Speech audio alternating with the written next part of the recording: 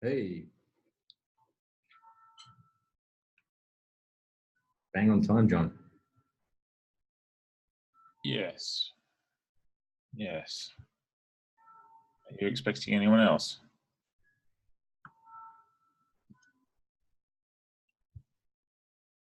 Can you hear me okay?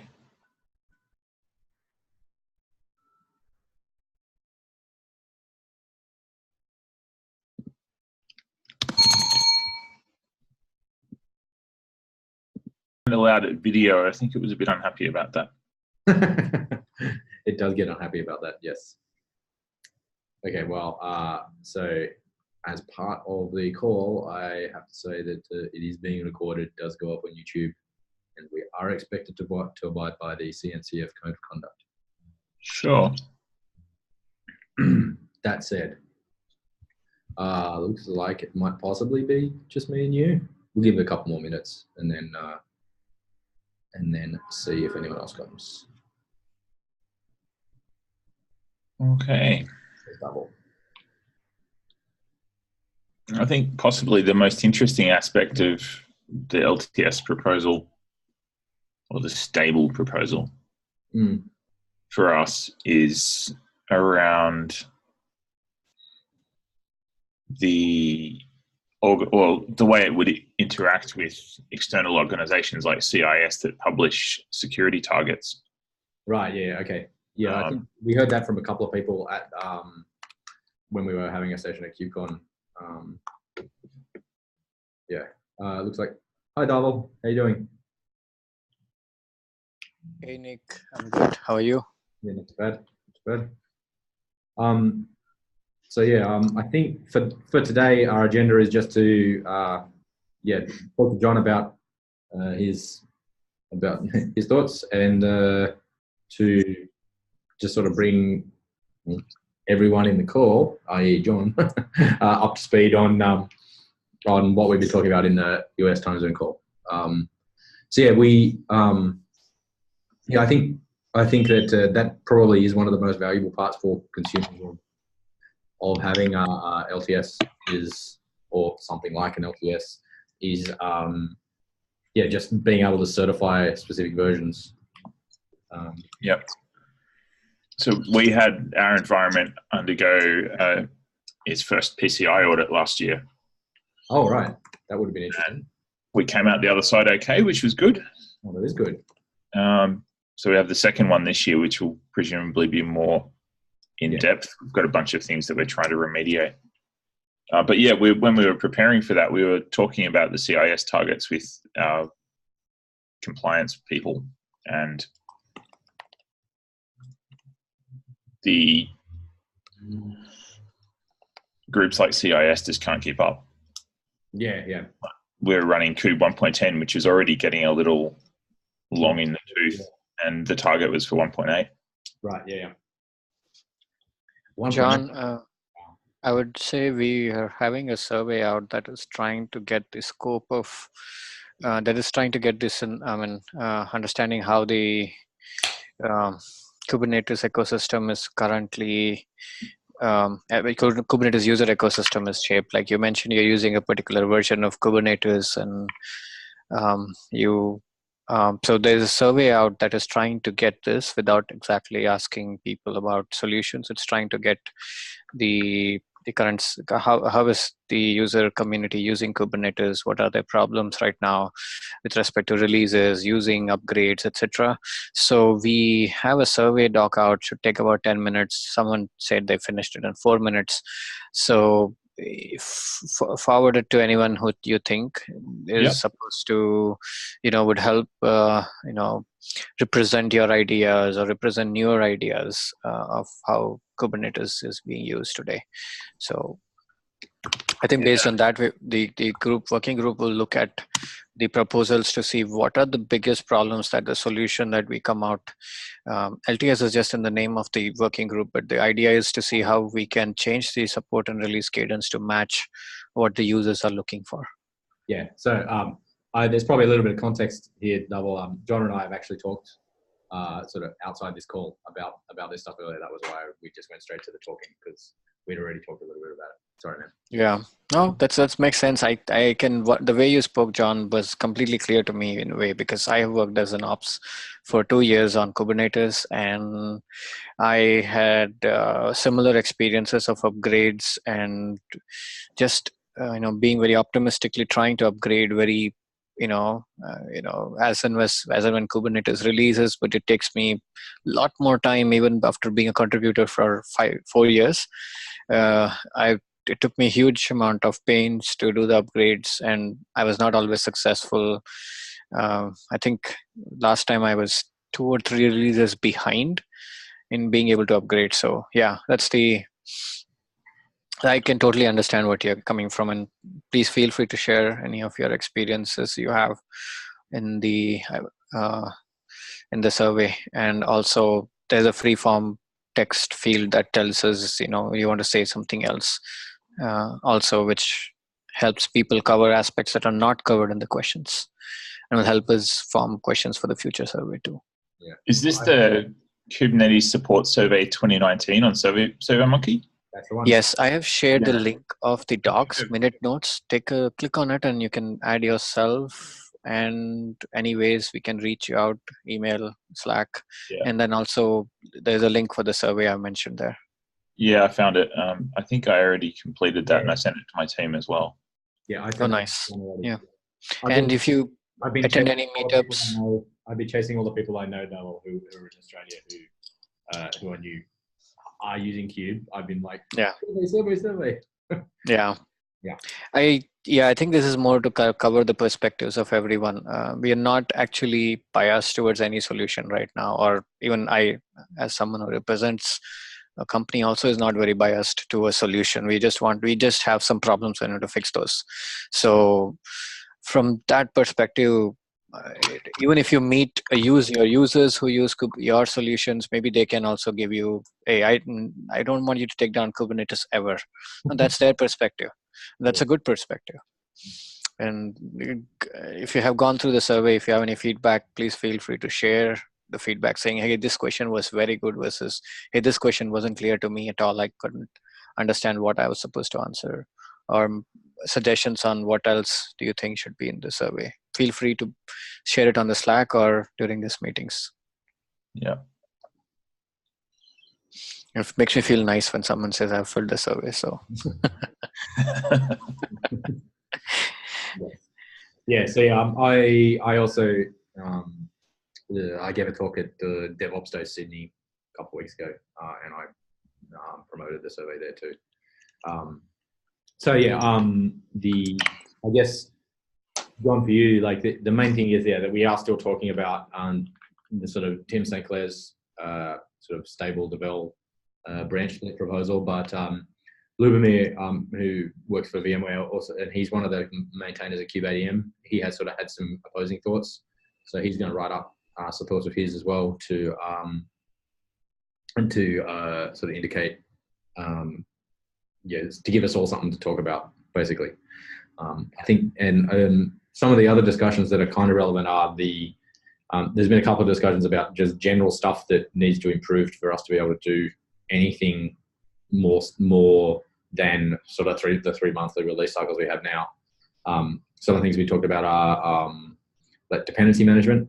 Right now, if you keep up with the release train, you also need to keep up with a whole bunch of dependencies, etcd, Docker, Containerd, Kata if you're using Kata, all of that stuff. The sort of the version skew matrix is surprisingly complicated. Well, not surprisingly, but it's quite complicated, and it's at the moment it's poorly communicated. Sorry, we got someone else. Hi, Jade. Welcome to the APAC time zone wg-lts meeting. Thank you for coming. Please, in the chat, there's a link to the meeting minutes. If you could drop your name and who you work for in there, really appreciate it. Thanks, Double. Also, any information that we can use, like on Slack ID or GitHub ID or email, that would be useful for anybody who wants to reach out to you for your comments, etc. That would be awesome. Yeah. And yeah, if you just want to listen, no problems at all. I think W put there's an issue in SIG release about dependency management, about updating the external dependencies. So I think it is something that will get some focus, but it's the sort of thing where, as the more that we talk about what we would actually functionally need to be able to make longer lasting versions than 3 months, then that's where we sort of start dialing in on the actual actions that the Kubernetes project can take right now. One recommendation would be you guys to start also contributing the EU version of SIG release to go and raise this issue, saying, hey, what does Kubernetes actually mean? Where does the project boundaries end, to say, see, the release of Kubernetes means these things, and it does not care about your version of this version of Kubernetes or that version of Kubernetes, but this version of etcd or that version of Docker. So where does the boundaries of Kubernetes release? Where does the ownership and responsibility of the Kubernetes project end? And that's something that SIG PM and SIG release have to decide. But as long as the users don't show their problems, like if you are a vendor or if you are someone who is distributing a product, installing it on, say, as with the Kubernetes as a platform, you're also not just bundling Kubernetes, but you're also responsible for the Docker. You're also responsible for the underlying OS. You're responsible for the Go that you're building these projects with. And etcd, if etcd runs out of support before, or Docker runs out of support, though Kubernetes is still in support, you're still using you're still breaking the audit cycle. So your customers will run their audits and find that you're using a non-supported version of Docker. And then you get stuck because Kubernetes does not support another version of Docker. So these are the questions that a lot of vendors should consider when they are representing themselves in the SIG release, and raise these questions. Because one of the things, Dhaval, that I found talking to people in Australia is that, I mean, Australia is a small enough market that almost everybody using Kubernetes are effectively like end users or enterprises that are consuming Kubernetes as like operators, and building things on top of Kubernetes by just running services rather than building whole platforms. I think at Atlassian, we're a little anomalous in that we are building a platform on top of Kubernetes, and so some of our use cases are a little bit more like a cloud provider than an enterprise user. But yeah, talking to other people, there's definitely a lot of enterprise users in Australia, more than you might think for the size of the market. I mean, I always tell people in America, like, do you realize that Australia only has the population of New York City? I agree, but even if I don't see the count or size important. It's that a vendor who is the smaller vendors. I call them vendors, but I don't know what's the good name for them. But if you're having a product, there are lots of products that get deployed as cells or VMs, or that depend on underlying platform, on say RHEL or SUSE, or and put your binary on there, and your binary is your service and your product that you deploy to a customer.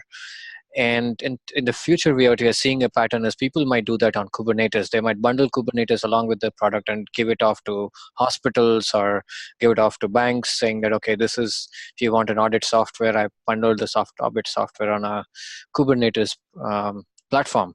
Once you do that, you are tied to the Kubernetes release, because your product is now, you're shipping Kubernetes along with everything else. So you're responsible for any issues on that Kubernetes layer. And if there is, if the banks do internal audits and they find that certain products have CVEs that are not backported, your product is that, yet you're recommending that particular version of the product, then you get stuck. So no matter what version of Kubernetes or whichever type of vendor you are, small or big, if you are smaller, you have less capacity to address those issues. You don't have tens and hundreds of people to work on container runtimes and operating system patches and track of CVEs in a small library, that small Go package that Kubernetes uses. And so there are a lot of a lot of things to think about when you're thinking about from support and a small vendor, and from Kubernetes perspective, SIG release and SIG PM are the best places to raise the issue of creating a fine boundary on where you should where they should solve these problems. Yep. Cool. I see we've got a couple other people coming in and out. If you are coming in and out, welcome to the wg-lts meeting. Things that you need to know: the meeting is being recorded. We're expected to abide by the code of conduct, and Double's just pasted the link to the meeting minutes in there. If you want to hang around, that's great. Please feel free to drop your name in the meeting minutes so that we can know you were here. And if you would like to contribute, feel free. We are just talking at the moment because no one else is, not because we are very interested in anything anyone else has to say.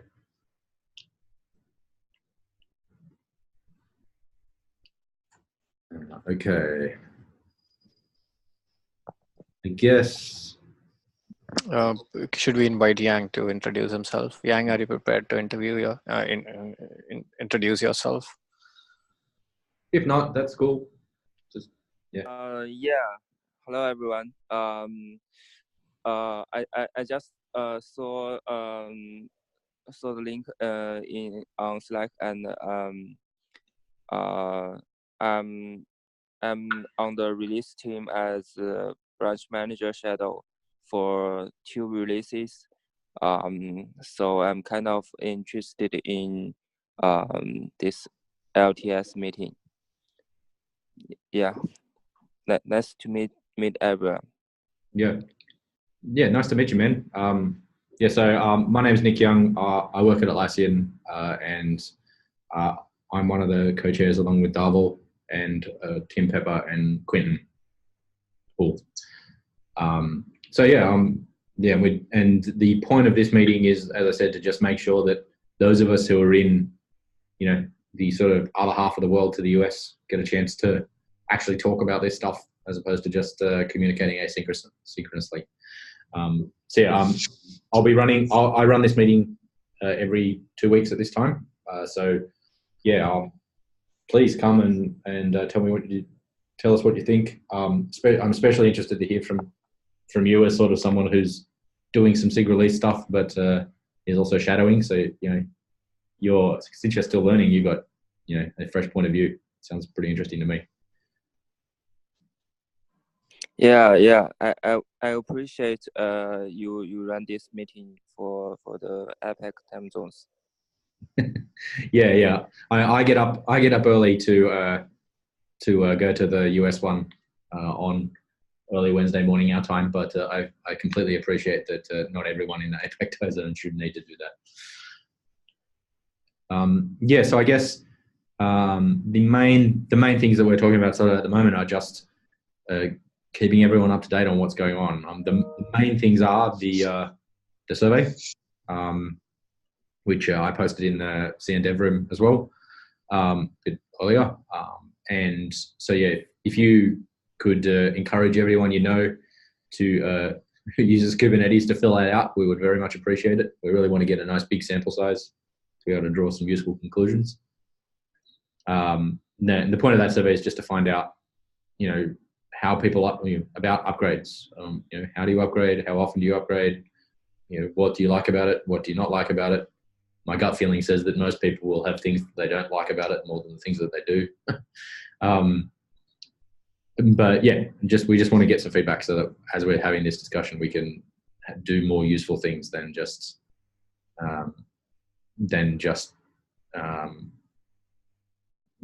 picking things and making guesses. So we were just in I just want to advertise a survey again. There's a survey link in the meeting notes, which you can fill to express your opinion on the current release cadence. Yang, since you have been part of the release team for last two releases, probably I'm the shadow on the test infra team. So probably I guess you have good perspective on the how the release should be. So you can probably click a link on that and fill the survey and pass it on to anyone you think should. And everyone who has filled the survey has told me that they really like the survey. and the questions in the survey really are trying to address their scenarios with whoever they were, vendors or users or contributors. So you should take a look at the survey, Yang. Yeah. Thank you for the reminder. I actually filled that survey yesterday, I think. Here you go, Double. That's 2 people who already filled it out. Yay. I have to find out how many of them have done it. I've shared the link also on the chat in case you want quick access, and share it with others you think should express your opinion. So I guess the other thing that's relevant about the survey is that at the previous meeting, we agreed that it will run until April the 26th. So that is pretty relevant. I'll put that in the meeting notes too.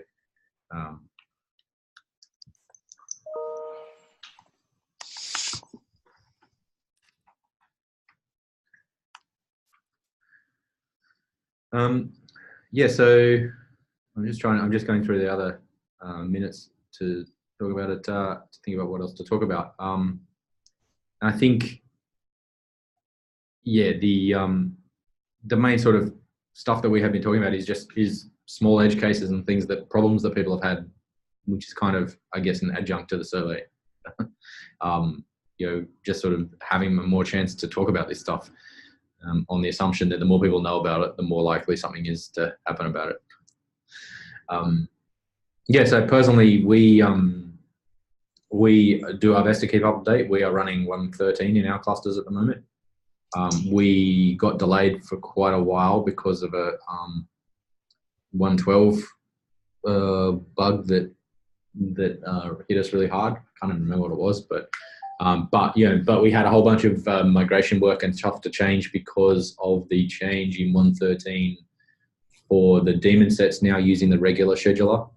And so because we make extensive use of taints and tolerations, we needed to update a whole bunch of stuff so that the daemon sets would now be scheduled correctly by the regular scheduler, because you have to tolerate the taints on all your daemon sets where you didn't need to before. So that was a good example of the sort of thing where it's a good change for the health of the project, but it does create a whole bunch of extra work for us. Which is just one of those things where if you're going to be keeping up, we find that it takes about a month or so of verification and soaking before we're comfortable rolling a new version of Kube to prod. Given that we release 3 monthly at the moment, that's like, basically a third of our year spent painting the bridge of just keeping up to date.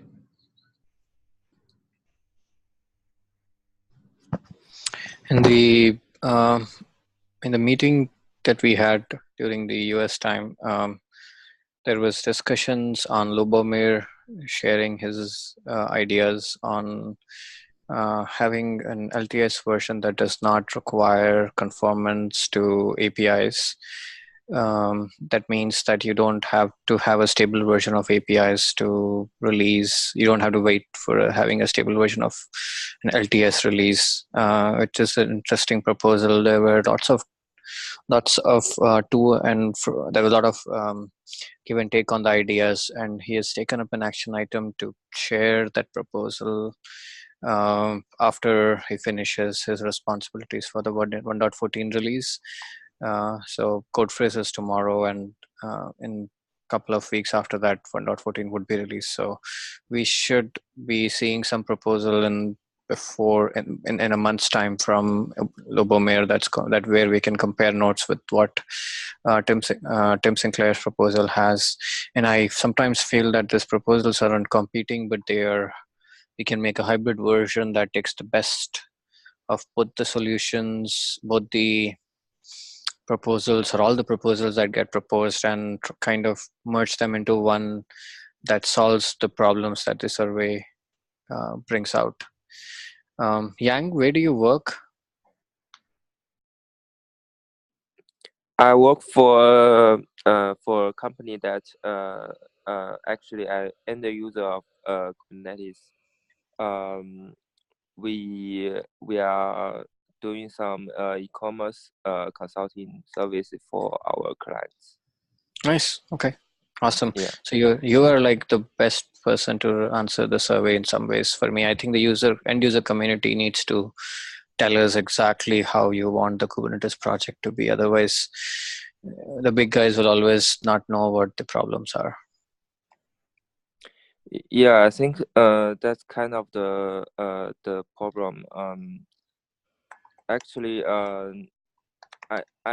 don't know the percentage, but many users may have some small clusters, but they are eager to know how to properly upgrade. I mean, if you are running clusters on GKE, the process will be fairly easy.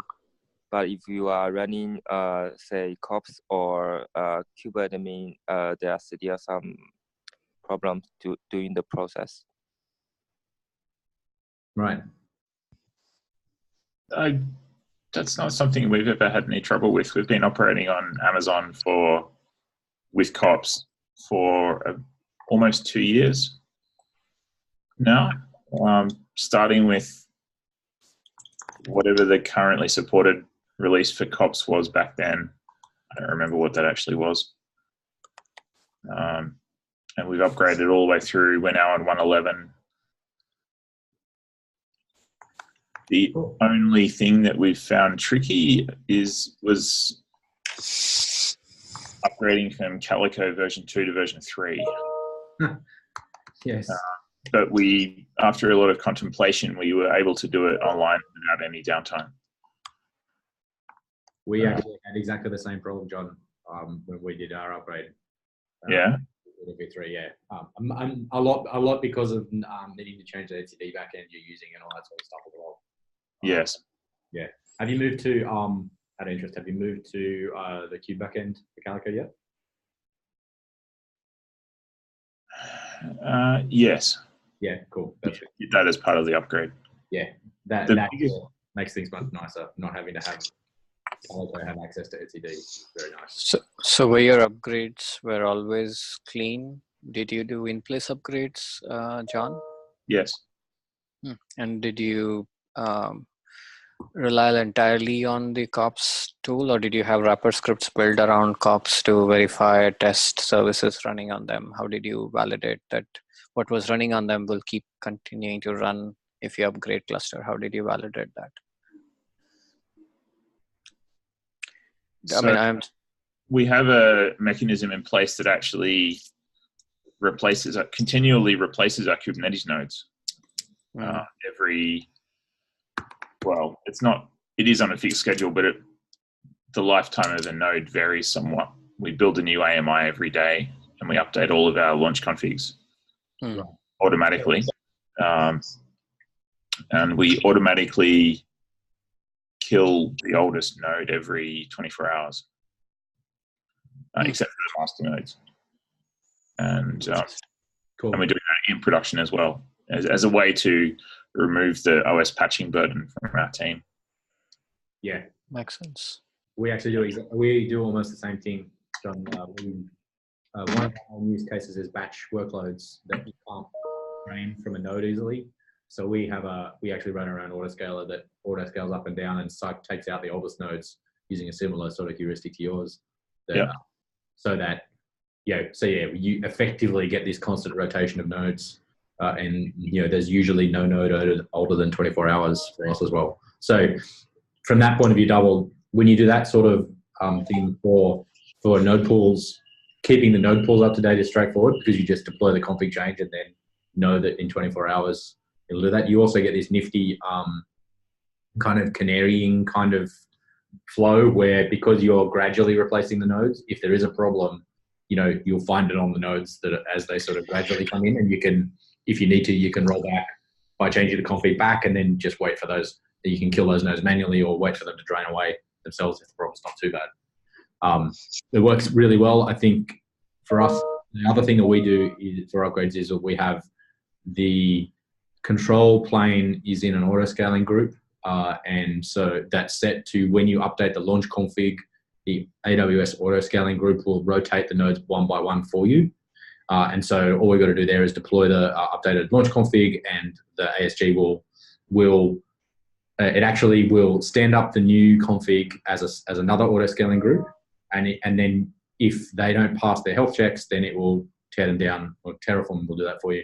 Terraform will tear them down and throw them away afterwards. And so it's not exactly an in-place upgrade, and then you're just replacing nodes that way. It's very interesting. So I'm looking at something that someone can take up a proposal for doing a non-in-place upgrades. Even if you're saying having a stable release that comes in after a year, then you are upgrade every year instead of upgrading every 3 months or every month. How would that look like, and how would you be safely doing those upgrades? So it's a very good example that you have stated. And if you want to do on that proposal, look at that proposal. That would be awesome too. Yeah. So I think in my mind, if you're running on a cloud provider, there's so many advantages to be gained from keeping your nodes immutable and never in place upgrading anything. That it's you kind of, in this day and age, you kind of have to make a case that you should in place upgrade, because in place upgrading leads to your people needing to touch your instances, whereas keeping your infrastructure immutable means that if anything goes wrong, you just throw things away and change the config and throw things away. These things are not. That's you got to embrace the whole cat or not pets thing as far down as you can, and you get so many advantages. How do you do the upgrades of the Kubernetes masters then? The same way? John, how about you? etcd and Kubernetes masters. At the moment, we just do we haven't really been brave enough to build that into any sort of CI. I just tend to run it myself with kops. Yeah. However, on the in place versus not in place thing, I consider what we're doing kind of in place, because we've still got the same cluster data store. Yeah. We're not doing the GitHub thing, which I would really like to do, and build new clusters all the time automatically and run the performance testing. I'd like to get there someday. Yeah. But we're not there. Yeah. In some of the discussions where we call in place upgrades, is where your master and your etcds are same nodes. You haven't replaced them with something else when you do an upgrade. So you are upgrading etcd2 and etcd to etcd3 on the same machine by taking down etcd2, or the machines are not changing. So if you're changing the nodes, then it's not a in place upgrade.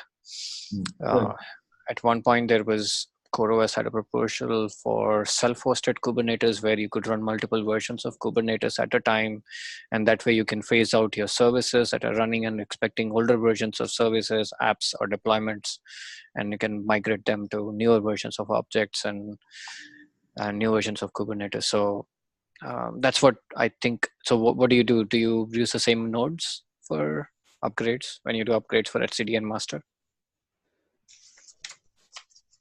No, we just do a kops rolling upgrade. So that replaces them. Yeah. After each one, it does the revalidate step, which makes me feel a little bit more comfortable. Yeah. Yeah, okay. Sorry, I'm just taking some notes as well, sorry. For us, Dull, we actually started building our platform before kops was a thing. And so we have our own thing that essentially does that same process. For, like I said, for the control plane, the ASG thing works great. But for etcds, it is a bit more manual. However, after years of messing about with the best ways to upgrade etcd, the way that we've ended up finding is in that you replace the etcd node without actually replacing it. So there's 3 things that an etcd node needs for its identity. 1, the IP address of the node. 2, the host name of the node, obviously they're connected. And 3, the data store, like the actual data directory. And so the thing that we do is we actually have each etcd instance there's actually an associated etcd data store volume that is not linked when you provision the instance. There's actually a service that runs on the instance that when it starts up, it says, what etcd am I? I'm going to find the node that I should use and call the AWS APIs to attach it as part of the boot up process. And because we do that, to rotate the etcd, to upgrade the etcd nodes, all we do is we actually just pick an etcd node, terminate it, and then make a new one, and then apply our Terraform config again to make a new one. And because of that, so when the new etcd node comes up, it's running a new version of etcd or a new OS or whatever you changed about it. But because the IP address, the host name, and the data store directory are the same, as far as etcd, the program, is concerned, it's the same node, and so there was no upgrade done.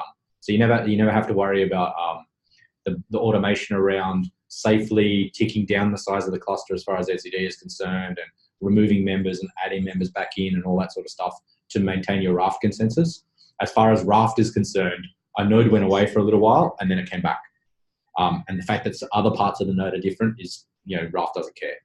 And I think I actually have been running a talk about this to hopefully give a KubeCon one day, because I think it works surprisingly well. And the only thing we've got to do now is actually automate the terminating the nodes bits. But I think you have a lot of data points for creating a proposal for how upgrades should happen. Say you have a stable or a short-term release, how upgrades should be done, because I don't think there is a good pattern.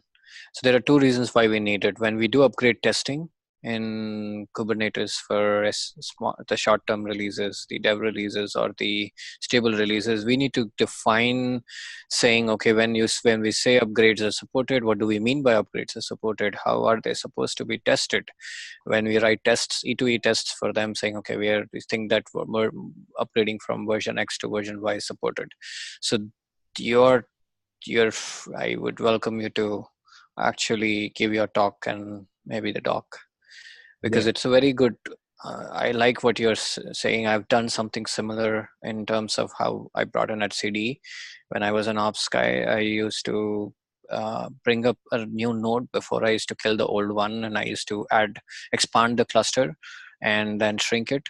That was one strategy I used. So I didn't have to worry about I didn't have to worry about the quorum, losing the quorum, or having, one of the I had like 150 services running on my cluster. So those were independent services. Some of them were independent and isolated, like those were two different consumers using, they were not aware of, they were like Pepsi and Coke running together. So I had to make sure that the services were up, and taking it down wasn't a problem for any of them. So it's a good mention of it's a good way of upgrading, and I would look forward to seeing what your talk on upgrades. Are you talking at KubeCon? China? No, I actually had that talk accepted to KubeCon China last year, but I also had a talk accepted to KubeCon US, and I only got to pick one travel budget, sadly. I'm hoping to be able to submit that one again to KubeCon China this year. No, actually, I missed KubeCon China because of financial years. It'll have to be KubeCon US, sadly. Traveling from Australia to anywhere is expensive. And it's far, so. Yeah.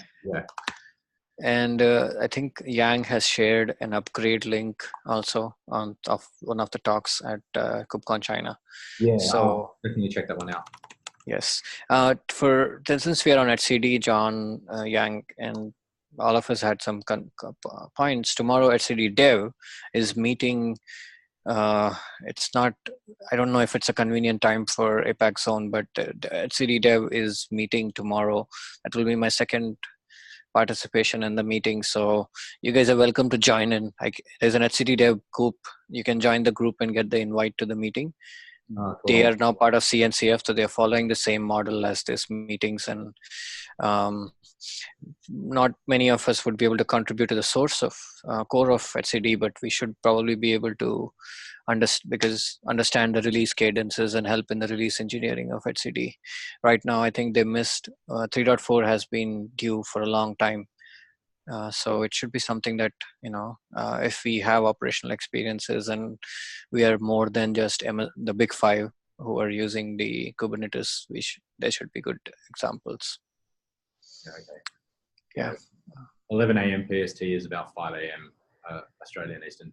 So that's a top five. But I will definitely add myself to the group and see what I can do. Yeah, they have recordings too. So looking through their recordings, June is when they had decided to release 3.4, and they have come up with a downgrades proposal of how HCD would downgrade.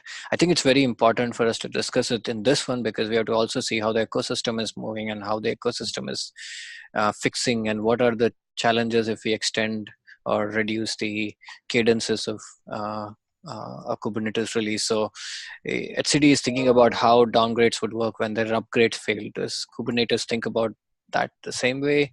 The state of Kubernetes is sitting inside the HCD cluster.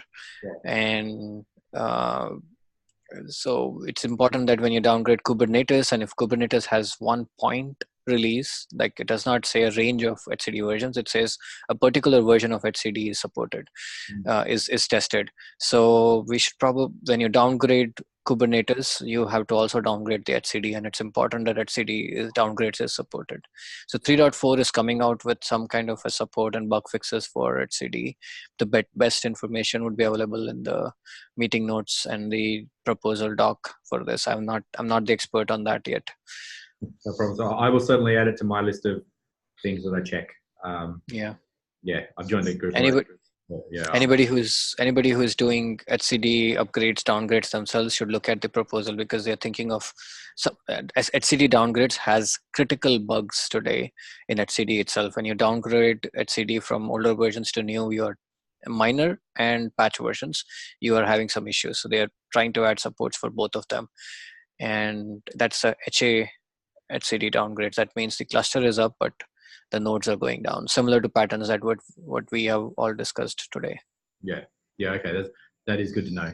I will definitely check that out, because and we're pretty lucky now that our tooling is in a spot where deploying an etcd upgrade is tedious rather than terrifying, which I would argue is good. I mean, it's a bunch of work. It's like 2 days of poking deployment things and manually doing these actions and these actions. But just like John, we've been a bit reluctant to automate that, because etcd is so critical to running the cluster that we'd rather have a human in the loop the whole time just for that. Everything else we'll the hell out of, but the etcd upgrades where, we kind of accept the fact that they are tedious and tiresome as a sort of friction factor to try and make sure that we never end up with, oh shit, we just deleted all the things. I agree, and I have had bad times with HCD where I've lost clusters. So I lost the HCD and I had to restore it from backups through hacks of HCD. So I've shared 2 links. The first link is the HCD dev meeting, their notes. So even if you're not in the meetings, you can see the notes. The second one is the downgrades proposal that they are talking about. The good thing is they list all the critical bugs that affect downgrades today, so you can actually see how right you were about the wrong behavior of some of the HCD stuff. So yeah. Cool. That's awesome. Thanks, man. And implementation is still a to-do, so it's a good time to actually comment on the notes on the HCD saying, hey, you're trying this, but this will not work, or maybe this is a better way to do it. Sure. Okay, cool. I will definitely, I don't think I'm going to be able to attend that meeting very often, but I will definitely add it to my list and see what I can do. That is definitely worthwhile. Cool. Well, does anyone else have anything they would like to talk about? John or Yang, do you have anything that you'd like to add? I don't think I do. Not for now, for me. Okay, cool. Well, look, I really appreciate everyone coming.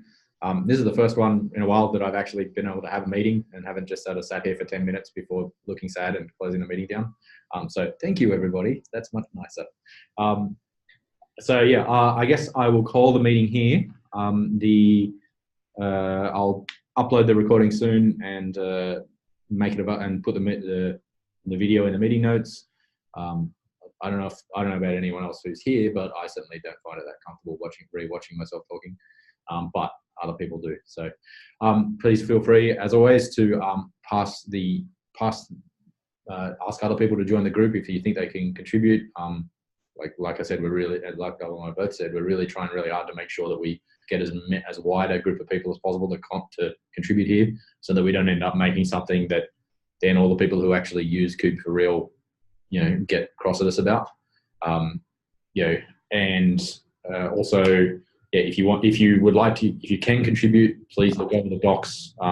Comments very welcome, and pass the survey on to everyone who uses Kube. I think that's everything, Double, right? Yeah, I'm good. I don't have anything to add. Cool. Okay, thanks very much, everyone. Call already done. Bye. See you in 2 weeks. See you in 2 weeks. See you in 2 weeks.